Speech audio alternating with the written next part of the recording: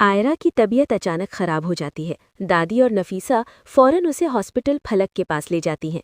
Checkup के बाद फलक मुस्कुराकर कहती है, मुबारक हो, आयरा प्रेग्नेंट है।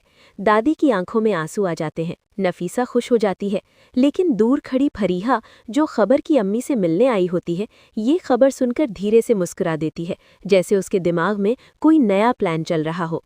उसी रात कामयार के फोन पर एक अननोन मैसेज आता है। लिखा होता है, अगर अपनी शादी बचानी है तो सच देख लो। साथ एक फोटो होती है। फोटो में आयरा हॉस्पिटल के कॉरिडोर में एक आदमी के साथ खड़ी होती है। कामयार शॉक हो जाता है, उसका दिमाग घूम जाता है। नेक्स्ट मॉर्निंग आयरा उठती है और देखती है कामयार बिल्कुल चुप है। आयरा पूछती है, क्या हुआ? कामयार ठंडे लहजे में कहता है, कल रात तुम कहाँ थी? आयरा हैरान हो जाती है, मैं फलक के साथ थी। क्यों? कामयार फोन उसके सामने रख देता है। फोटो देखकर आयरा शॉक हो जाती है। ये झूठ है, ये फोटो एडिट की गई है। लेकिन कामयार के दिल में शक आ चुका होता है। दूसरी तरफ फरीहा नफीसा के पास बैठी होती है। वो कहती है, आंटी, मुझे लगता है आयरा आप लोगों को धोखा दे रही है। नफीसा पहले मना करती है, लेकिन फोटो देखकर वो भी कंफ्यूज हो जाती है। घर का माहौल बदल जाता है। कामयार अलग कमरे में सोने लगता है। आयरा टूटने लगती है। तब एंट्री होती है इरफान साहब की। फलक सब कुछ इरफान साहब को बता देती है। वो सीधा कामयार के घर पहुंचते हैं। वो कहते हैं, बेटा, अगर तुम्हें मेरी बेटी पर भरोसा नहीं है तो मैं उसे यहाँ से ले जाऊंगा। कामयार चुप हो जाता है। आयरा रोकर कहती है, अब्बू, मैंने कुछ गलत नहीं किया। इरफान साहब कहते हैं, मुझे अपनी बेटी पर पूरा यकीन है। तब असली ट्विस्ट आता है। फलक एक वीडियो लेकर आती है। वीडियो में फरीहा किसी से बात कर रही होती है। बस इन दोनों के बीच शक पैदा करना है। सब शॉक हो जाते हैं। तब दादी अपनी लाठी के साथ हॉल में आती हैं। वो गुस्से में कहती है, इस घर में झूठ बर्दाश्त नहीं होगा।